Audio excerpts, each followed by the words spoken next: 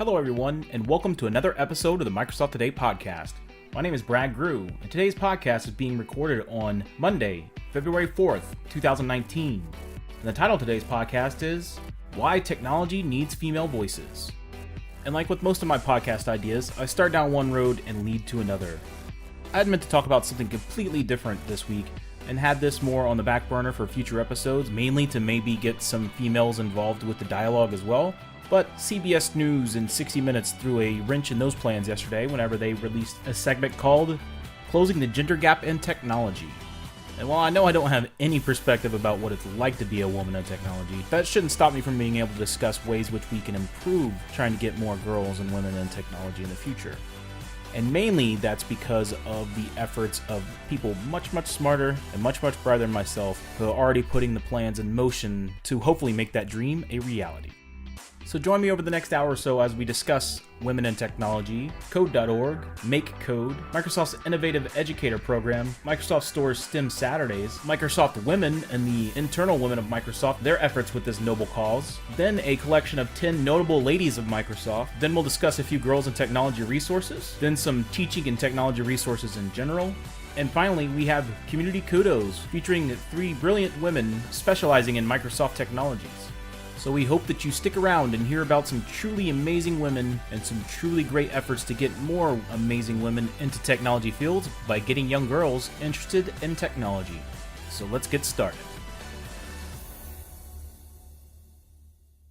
Discussing women in technology is nothing new for this podcast. In several previous episodes, including the Microsoft 365 education episode that was recorded on January 15th, I mentioned getting women, and especially girls, in technology several times. And we've also discussed this in some of our guest interviews as well. This has always been an important issue for me because I come from a huge family that is nearly split down the middle 50-50 boys and girls. And personally, I've always longed to have that technology bonding with my nieces that I've always had with my nephews. And so far I've struck out, but that doesn't mean I haven't tried, and I'm not going to continue to try. Also, having been in enterprise IT for nearly 2 decades now, I've watched how the number of women have slowly crept up, but have always felt that we could do better. I know women not only deserve their rightful place in technology, but they are crucial to its long-term and healthy growth. There's no secret that women and men tend to approach problems differently, and thinking outside of the box isn't exactly men's strong suit. This is the very reason I've personally hired women for my teams in the past, and I found my best allies within my teams to generally be women. They tend to be the yin to my yang, and vice versa. We tend to complement each other really well. In fact, the better half of my most dynamic duo of my career was a brilliant SQL engineer who was also an immigrant and a woman. We were the unlikeliest of duos, teamed up by happenstance as I was designing the new clustering standard for our Windows servers, and as you may know, SQL clustering and Windows clustering go hand in hand. So she worked with me for months as we fine-tuned our build and test processes, engaged with others, and throughout that time, we became great friends, and I learned firsthand that you never really judge a book by its cover. I've never been the type of person to do that anyway, but I would be lying if I said that I didn't have any reservations when we were teamed up on an extremely important and very expensive project together. I tend to look back and smile because on the surface, we were a truly odd couple.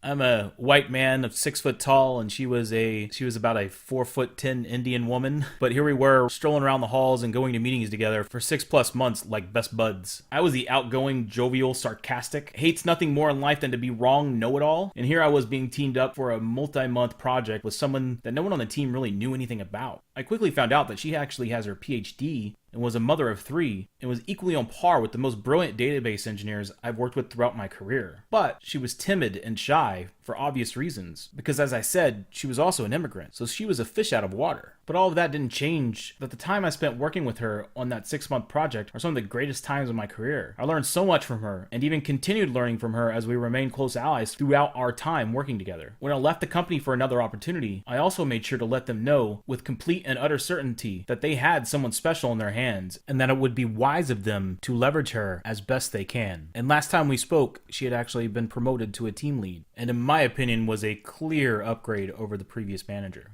And truthfully, it's not even close. And I have another anecdote. The most brilliant peer I've ever had, and by peer I mean someone who was at the same job level as myself, was a woman. Plainly put, she's a technology wonderkind, and we went through PFE training, that's Premier Field Engineer training at Microsoft together. I was in complete awe at the full breadth of her knowledge. I've always prided myself on knowing as much as I can about as many subjects as I can, but she took that mindset to a whole new level. My jaw was agape during the 4+ years I worked with her as a platform's PFE, and I have no doubt that she is still wowing people to this day. And last I checked, she was still at Microsoft. So hey Elizabeth, hope things are going really well for you. Seriously, she was giving talks about everything from Linux to DNS to Active Directory to clustering to Hyper-V to System Center. Like, her breadth of knowledge was just astounding, and I don't know how she did it. She was and is easily the most brilliant person I've ever worked with as a peer. I've had people who are more senior than me that has obviously known much more than me, but with her, we're the same level in our career, but we weren't even in the same freaking ballpark as far as knowledge goes. I was still playing T-ball, and she's playing in the major leagues. And I have no doubt she's making other men who work around her feel the same way.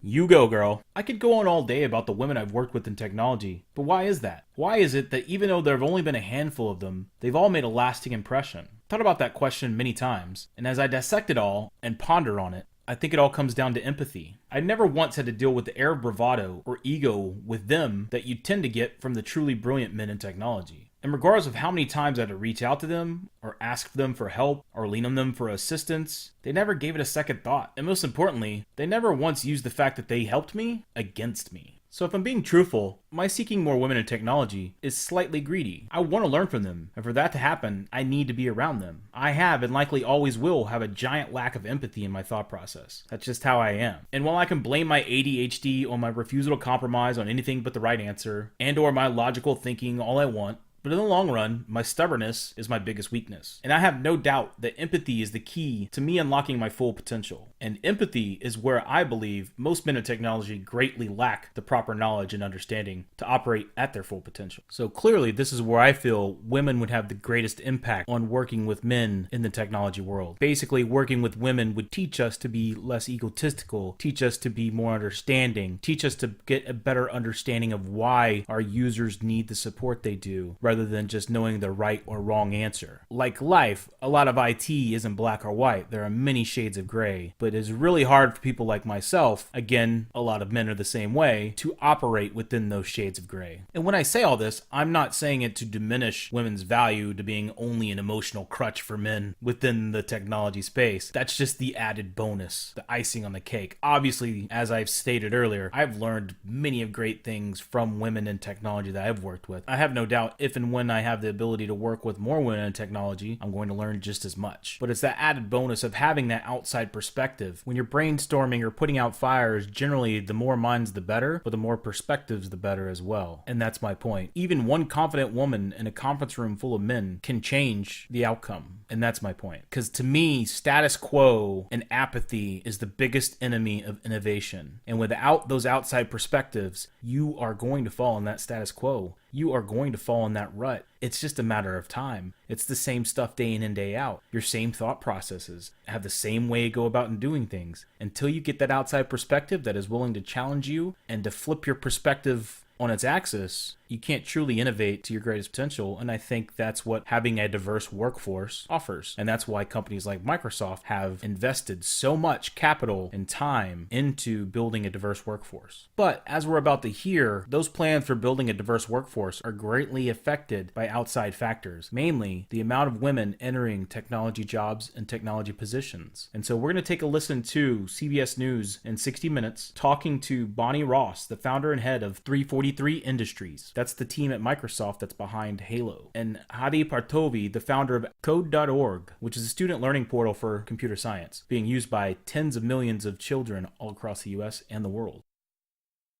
There are 500,000 open computing jobs in the United States right now. New ones are being created at nearly 4 times the rate of other kinds of jobs, and they pay almost twice as well. The problem is, the people in a position to get those great jobs are overwhelmingly male. Women occupy just a quarter of computing jobs. It's not a new issue. Companies, universities, and foundations have spent years and millions trying to attract women to tech. But the number of women majoring in computer science has actually declined. So what Sharon Alfonsi is saying here is that even though the demand for technology jobs is at an all-time high, 500,000 jobs in the US alone, the number of women occupying those jobs is down to just 25%. These third graders in Brooklyn are studying the binary code basics of computer science. Boys and girls are engaged and excited in equal numbers. But jump up 15 or 20 years, look in almost any computer company, and the girls are mostly gone. It's men, men, and more men. Boys and men, the numbers are moving up. We are getting a lot more into computer science. But with women and girls, it's going down. Bonnie Ross is a corporate vice president at Microsoft. Morning. And runs its video game studio that produces the blockbuster game Halo. As a rare woman in a tech sector leadership position, she's determined to recruit more women for her team. And many times there's not even a way where I could bring a woman into a specific job because the candidates are just not there. You can't find them. Can't find them. Is it that you're not looking hard enough or they're just not there? They're just not there. On the day we met her, she told us there were 4,000 current job openings at Microsoft alone. So the few women candidates with computer science degrees are as heavily recruited as star athletes. On the interns that we have where we're offering them hiring positions, they have offers from 5 to 7 other top tech companies. Your interns are what have 5 or 7 offers by the time they leave. Yes, these women, basically, they open every door because we all want them. And there's so few of them, and they're amazingly talented. There's just not that many of them. So in early elementary school, girls and boys are interested in technology in equal numbers. Yet the number of men in technology is increasing dramatically, while the number of women in technology is decreasing. And as Bonnie Ross says, even though there are 4,000 open jobs at Microsoft right now, the female candidates just aren't there, and the ones that are there are highly sought after, receiving 5 to 7 job offers each. So right now, it's nearly impossible for technology companies to hire and retain female workers within the workforce. And while that can be great news for women who are in the workforce, who can leverage that high demand for higher rewards, in the end, it actually hurts innovation as a whole. With the glaring omission of female perspective in the digital world, technology and innovation are clearly going to suffer. It's a chicken-egg problem. There's not enough women going into the field, and because the field is so male-dominated, it doesn't make women comfortable, and both problems hurt each other. Hadi Partovi was born in Iran, where he taught himself to code as a kid. After immigrating to the U.S., he began his career at Microsoft, then founded 2 tech startups and made a fortune in Silicon Valley. His biggest mark may be with his current project, a nonprofit called Code.org, which may finally help close the tech skills gender gap. We now have over 10 million girls coding on Code.org. That's a lot of kids. It's a lot of kids. Its audacious goal is to teach computer science to every student in America, from kindergarten through the 12th grade, with online lessons that begin with the simplest concepts of computer science. In the current workforce, the gender gap hasn't changed. In fact, it's gotten slightly worse over the last 10 years. There have been huge efforts made to get more women into computer science, and you said it, fewer are going in to computer science. What is going on? Well, many of the efforts to get women into computer science, I think, start late. And if you start by the time somebody is 18 or 19, they have so many more pre-developed stereotypes and inhibitions and other passions that they've at this time developed. As he says, college or even high school is way too late because of what's known as the middle school cliff, a very well-documented decline in girls' interest in science, technology, engineering, and math, the so-called STEM subjects. Middle school is roughly when girls traditionally drop out of STEM fields, and for computer science, they've not even been exposed to it at that young age. So it's not that the industry hasn't been trying to woo girls to technology fields, it's that they've been trying to do it too late. And it is clear that as girls mature, generally faster than boys, their focus shifts dramatically in middle school, and many of these shifts are no doubt societal pressures. One of the biggest challenges Code.org has faced is finding enough teachers for all those classrooms. Is it true that we only graduated 75 computer science teachers last year from all of the universities and colleges in the United States? It's crazy. How is that possible? Out of the 24,000 STEM teachers that go through teaching programs at American universities, almost all of them become math or science teachers. 75 became computer science teachers. By contrast, in just the 5 years since it was founded, Code.org has trained 75,000 teachers. And these aren't computer scientists. These are English teachers and science teachers and history teachers, they just realize my kids aren't going to ever learn this if I don't teach it. So they've just decided, I'm going to go up to code.org, find their curriculum, and just start teaching it. The reality is, you don't need to be a computer science expert to be a computer science teacher. If you think about it, your biology teacher isn't a surgeon, they're a teacher. It sounds crazy to say you don't need to be a computer scientist to teach computer science. Don't you? Shouldn't you be? We provide the lesson plans and the curriculum and video lectures, and the kids not only are learning, they love it. This is something that if the teacher wants to do it, they can do it. There are many resources to help one become a technology teacher, including from code.org and Microsoft's Innovative Educator and Make Code programs. So where are we now? What percentage of kids in the United States are learning computer science? This is what's amazing. 5 years in, 25% of all students in America have an account on code.org. And what's even more incredible is among the 11-year-olds, the 10 and 11-year-olds, that's the age I started, 2/3 of all American students have an account on code.org. One reason they've reached so many kids so quickly is that a lot of the lessons, especially for younger kids, are taught through play. The if block helps the zombie make a decision. That play-based problem solving appears to be especially effective with girls. Bonnie Ross of Microsoft says that connecting a sense of fun and creativity to computers and technology is crucial to getting and keeping girls engaged. It used to be kind of like the science and technology people went into this building and the arts people went into that building, and it seems like a lot of women were lost to one versus the other. Yeah, it's interesting in research that we've done at Microsoft, of the girls we've talked to, 91% of them feel that they are creative. They identify with being creative. But when asked about computer science, they don't see computer science as creative. And so I think that we do need to connect the dots because it is incredibly creative. It's just that we're not doing a good job of showing them what they can do with it. So as the research is clear that gamification and early coding lessons hooks the younger children in, and that being especially true for girls, it should be crucial for keeping girls interested in technology as well. As Bonnie said, Microsoft research has found that 91% of girls consider themselves to be creative, but they don't understand that computer science is actually creative. So robotics and IoT could be key areas of focus for keeping girls interested in technology because of the tangible creativity, the physical objects that you can program and make work, rather than the digital objects. If even 1% of the girls on code.org who are learning this in middle school, elementary school, and high school, if even 1% of those students decide to major in computer science in university, that'll even the 50-50 balance among the university students. Just 1%? Yeah. You think you can do it? I think if we look at this in about 5-10 years, the gender gap in university computer science will be gone.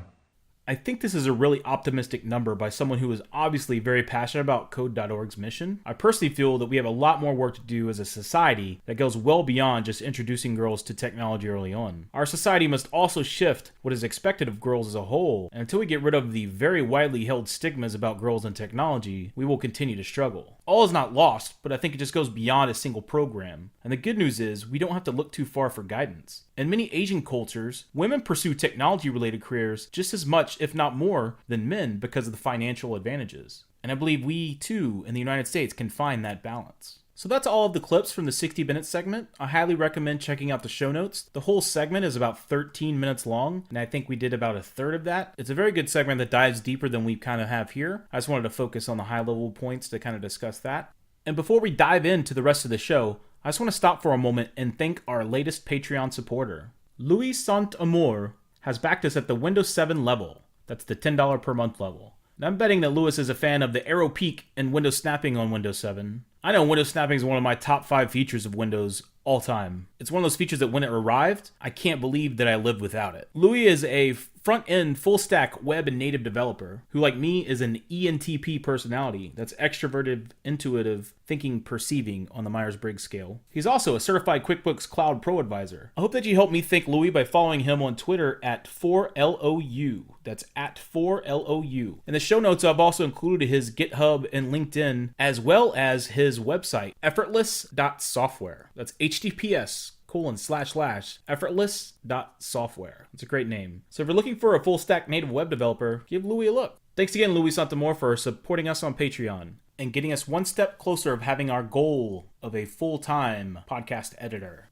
If you want to be cool like Louis, head to patreon.com/MSFT Today to support Microsoft Today monetarily through Patreon donations. Again, our goal is to get 40 to 50 patrons as soon as possible so that I can hire a full-time podcast editor. So every 1 minute of audio that you hear me saying, there's at least 4 to 5 minutes of editing. And many times it's much longer than that. And so I figure if I can hire a full-time podcast editor, that would free me up to make 4 to 5 times more content. And I hate editing. I hate it. I can't wait to not have to mention that anymore because we have a full-time editor. So head to patreon.com/MSFT Today. And please, Pop, help me get an editor. Don't make me edit anymore.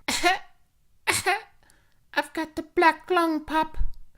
Oh, sorry. I'm up really late editing right now, and I just quoted Zoolander. Anyway, enough shenanigans. Back to the show. So now we're just going to talk about some resources for those hoping to help kickstart and initiate the girls and women in technology movement. And so as they talked about in the 60 Minutes piece, code.org is at the forefront. They have a free week-long training course for teachers. I believe it happens in the summers, obviously, before, but there's also free resources that you can train online. So if you're an educator and you want to learn more, head to code.org. And if you go to actually the show notes for this show at msft.today/podcast, there's links directly to the teacher portal. And code.org is a free service with funding and donations primarily from technology companies, including Microsoft. And as I said in the segment, 25% of all students in America have an account on code.org, so it is easily the largest coding platform in America for students. Then there's also Make Code. Microsoft Make Code brings computer science to life for all children with fun projects featuring immediate results with both block and text editors for learners at different levels. So it's very similar to code.org, and a lot of it is actually featured on code.org, including the Minecraft related content. Microsoft created Make Code utilizing their touch develop technology.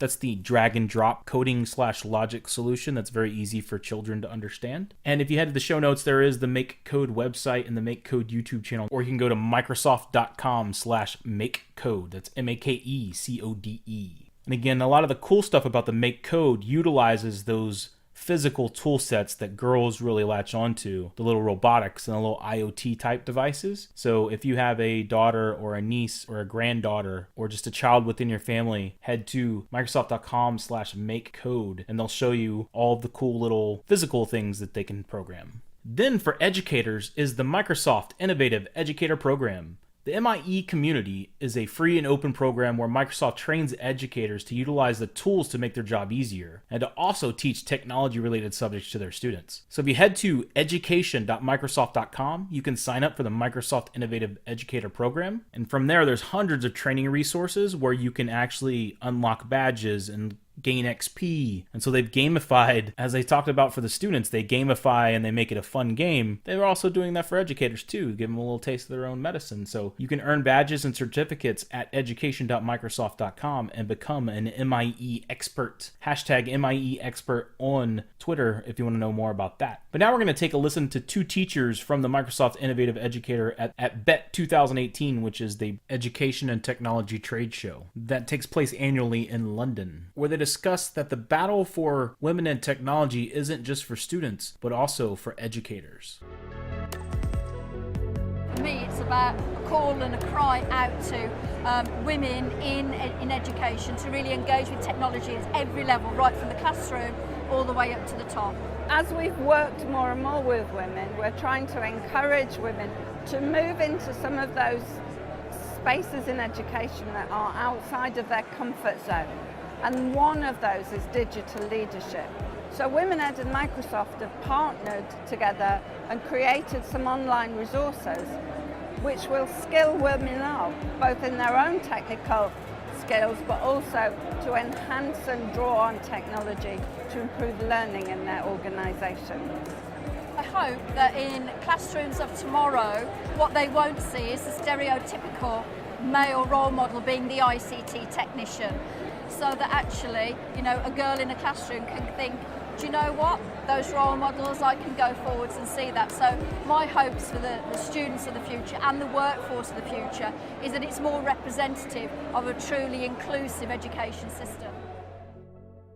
So as they mentioned in the 60 Minutes segment, and these ladies here have as well, there's still also a great need for educators who are willing to teach these things to children, and especially young girls. And so that's also a key focus for the Code.org and even Microsoft's innovative educator programs. They know that educators are the key to the future. Without educators buying into the system and buying into the curriculum, there's not going to be any adoption by the students themselves. It just doesn't work that way. So hopefully you're encouraging all of the educators you know to look into these resources, even if you don't have children yourself who are in grade school or who would take part in this. Again, educating the educators is just as important as educating the students. But what if you're not an educator and you can't get any traction with your school? What can you do? Well, if you have children and you live in a major US city, check out your local Microsoft store. Microsoft Store has STEM Saturdays, where teachers, students, and parents are welcome to drop by and participate in their learning experiences. Projects are designed for 11 to 14-year-old students, but can easily be completed by younger students with parental support. And again, this includes the intro to robotics. So as we were talking earlier, those little robotics and IoT type devices that girls may latch onto more. If you want to try those out, you can do that for free at the Microsoft Store STEM Saturday programs. So again, if you live in a major city that has a Microsoft Store, they have those STEM Saturdays every single Saturday, and you can go to microsoftstore.com and register there for a Microsoft STEM Saturday.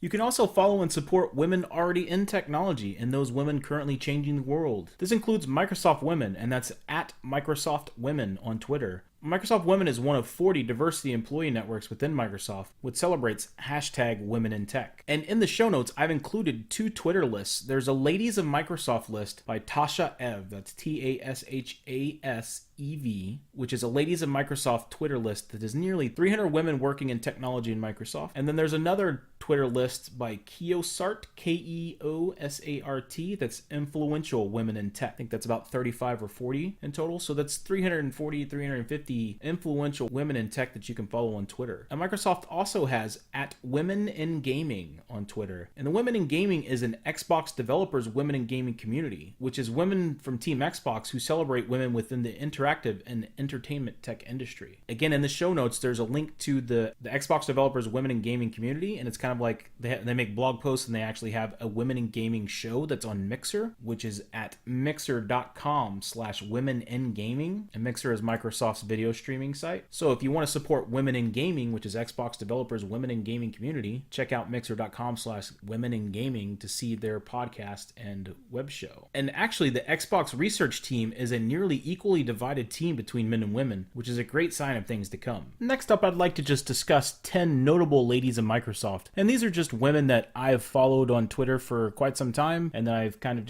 and so I thought they were worth mentioning. Again, the Ladies of Microsoft Twitter list that is nearly 300 ladies long is worth the follow and has far more awesome notable ladies. But this is a selection of 10 women from various areas within the company. I believe this is a great representation of the women that they have working at Microsoft. And as a disclaimer, I've just listed them in alphabetical order, starting with their first name. And first up is Alexandra Renovianu. And Alexandra is a business applications architect and storyteller at Microsoft. And I came across her because of her Power Platform and Power Apps tweets. And so Alexandra, thank you so much for everything you do and for helping the community. And for those who would like to follow Alexandra, please check out the Notable Ladies of Microsoft section in the show notes. Her Twitter is twitter.com/womanvstech. So woman versus tech. And next up, we have Amy Kate Boyd, who's a cloud developer advocate in AI and machine learning at Microsoft. And I came across Amy by stumbling upon one of her sessions predicting the future with machine learning from a few years ago. It's a great session. Even though it's a couple years old, it's still a great session. I highly recommend it. Again, that's linked in the show notes. You can follow her on twitter.com/AMYKATENICHO. And next up, we have Anne Frances Owen, who's a senior content publishing manager at Microsoft. And I stumbled upon her with some of her Power Apps posting. So Anne Frances Owen. And you can follow Anne on Twitter at ANNEFOWEN. So Anne F. Owen on Twitter. Then we have Annie Parker. And Annie Parker is the global head of startups at Microsoft. So startups.microsoft.com. And you can follow Annie on Twitter at Annie_Parker. That's ANNIE_PARKER. And up next, we have a familiar name, Bonnie Ross. She's the one that we just heard in the 60 Minutes clips. Bonnie is the corporate vice president of Microsoft's 343 Industries game studio. And you can follow Bonnie on Twitter at Pluton Forever. That's PLUTON FOREVER, Pluton Forever. Next up, we have Erica Joy, who's a Principal Group Engineering Manager at Microsoft and a Board of Directors member for Girl Develop It. Girl Develop It is a nonprofit dedicated to providing affordable, judgment-free opportunities for adult women to learn software development. So you can follow Erica Joy at ERICAJOY on Twitter, Erica Joy on Twitter. And Girl Develop It is GIRLDEVELOPIT, Girl Develop It. And next on the list is Haiyan Zhang, who is the Innovation Director at Microsoft Research and formerly Design and Innovation at Xbox. You can follow Haiyan at HAIYAN on Twitter, at Haiyan, HAIYAN. Sticking with Microsoft Research, we're going to go to Jamie Teven, the Chief Scientist at Microsoft Research Experiences and Devices. She's also a professor at the University of Washington. And you can follow her on Twitter at JTeven, that's JTEEVAN, JTeven. Or you can check out her website, teevan.org, TEEVAN.org. Next up, we have Jen Gentleman, someone who, if you're a Windows Insider, you probably know because she is the Senior Community Manager for Windows Insider, and she posts all of the awesome new things coming to Windows 10. And she's probably one of the most communicative Microsoft employees I've ever seen on Twitter. We love you, Jen. Keep up the good work. You can follow Jen from Microsoft at Jen Microsoft, so at JENMSFT on Twitter, at JENMSFT.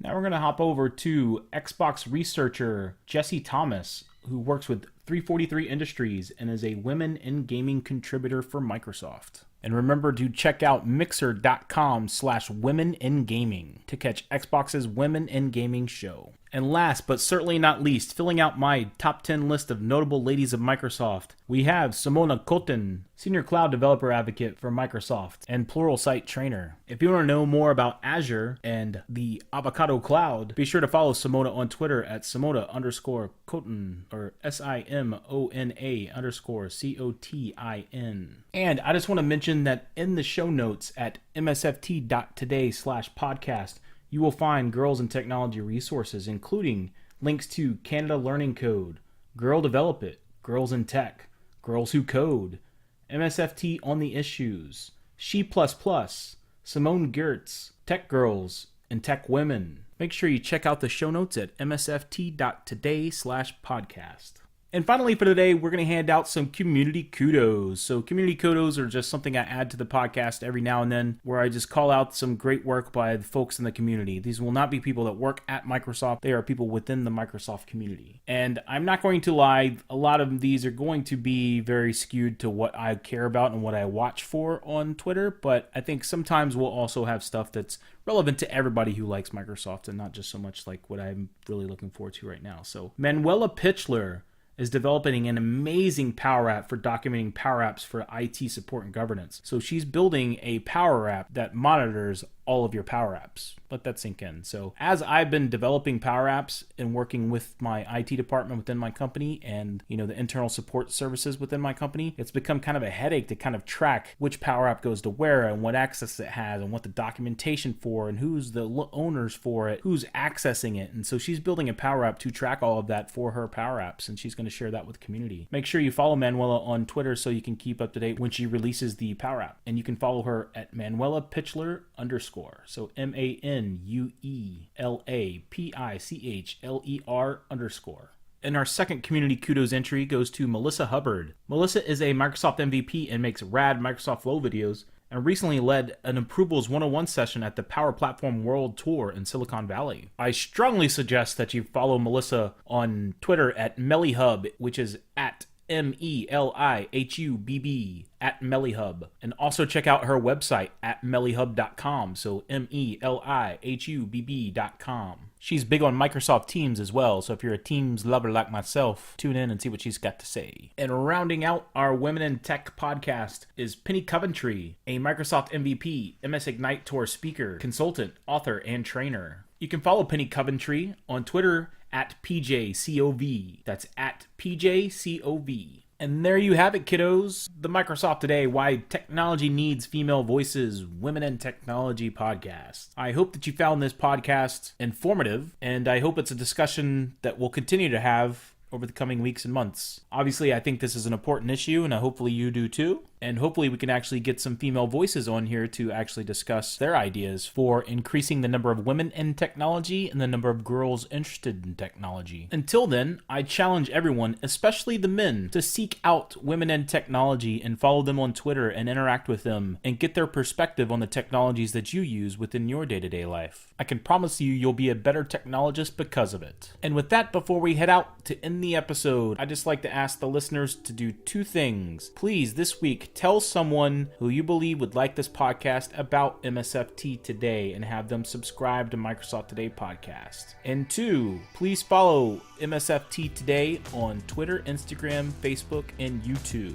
I have recorded several videos that I'll be uploading to the Microsoft Today YouTube channel just as soon as I can have time to edit them down. These will be more tutorial-like regarding some of the things from Microsoft Learning, so trust me, you're going to want to take a look at those. And for that to happen, you need to subscribe to Microsoft Today on YouTube. And for those who would like to support the podcast monetarily, and if you want to hear more podcasts and more content each and every week, please subscribe via Patreon at patreon.com/MSFT Today. Again, we're looking for 40 to 50 Patreons to hire a full-time editor. And we will have one more podcast this week. We're going to go back to the 2 podcasts per week schedule, unless something comes up. For the time being, we're just going to stick with the 2, so look for Tuesday and Thursday-ish. Again, the editing time takes some time, so sometimes there'll be a day or 2 late. It's just a matter of having the time to run through the edit. The edits take 5 to 6 hours generally. When you take research and show note generation and recording and editing and publishing into play, most episodes take at least 10 to 12 hours to record. And so again, I do have a full-time job that I work 40 plus hours a week, and so we're looking at adding this on there. I'm looking at 65 to 75 hours a week of working, and so anything I can do to help ease that pain would be really, really great. But I do love making it. I don't consider this to be a second job, although sometimes it can feel that way just because I'm tired. But other than that, I'm going to try to do as much as I can. Thank you so much for tuning in. I really do appreciate everything you guys do for me. If you are listening on iTunes, please consider dropping us a 5-star review on iTunes. And until next time, guys, remember to spiral out. Keep going.